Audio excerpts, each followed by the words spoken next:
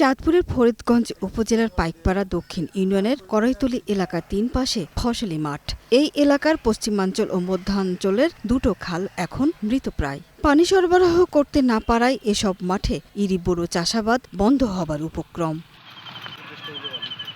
চাষিরা বলছেন, ইরিবোরো মৌসুমে উপজেলার কোথাও কোথাও সেচ পাম্পগুলো প্রথম পর্যায়ে পানি সরবরাহে ধান রোপণের কাজ শুরু হলেও দ্বিতীয় পর্যায়ে এসে শাখা খালগুলোতে পানি পাওয়া যাচ্ছে না। কোন রকম রোয়াটা দিছি, পিছে দিয়ে খাল শুকাই গেছে, আঙ্গ পানি নাই।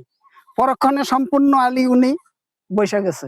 আমরা এই ফসল যে উঠাইতে পারি এরকম কোনো সম্ভাবনা নাই। অনেকে বিকল্প হিসেবে পুকুর, কূপ ও টিউবওয়েলের পানি দিয়ে চাহিদা মেটানোর চেষ্টা করছেন। যথাসময়ে ধানের চারায় পানি না দিলে ফসল উৎপাদন ব্যাহত হতে পারে বলে আশঙ্কা করছেন তারা। পানির কারণে প্রতি বছর আমরা এইভাবে মার খাই। এইবার ইন টোটাল কোনো পানিই পাই না। খালটা যদি কাটতো তো আমাদের কৃষকের সবারই উপকার হইতো।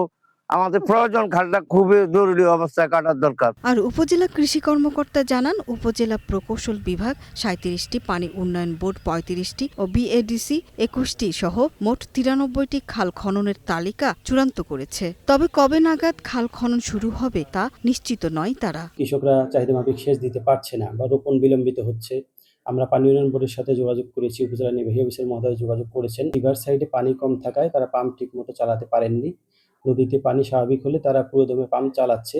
পানি উন্নয়ন বোর্ডের কর্মকর্তারা বলছেন, নতুন প্রকল্পের জন্য ২৩৬ কোটি টাকার প্রকল্প মন্ত্রণালয়ে পাঠানো হয়েছে। আমাদের এই মেশিনগুলোর বয়স প্রায় ৪৭ বছরের। আমরা এগুলো পরিবর্তন করার জন্য একটা প্রকল্প ২৩৬ কোটি টাকার একটা প্রকল্প আমরা অলরেডি প্ল্যানিং কমিশন প্রেরণ করছি। আশা করছি হয়তো ২-১ মাসের ভিতরে প্রকল্পের অনুমোদন হবে।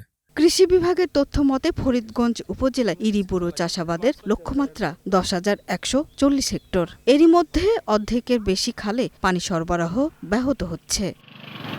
সুরাইয়া অনু, গ্রিন নিউজ ডেস্ক।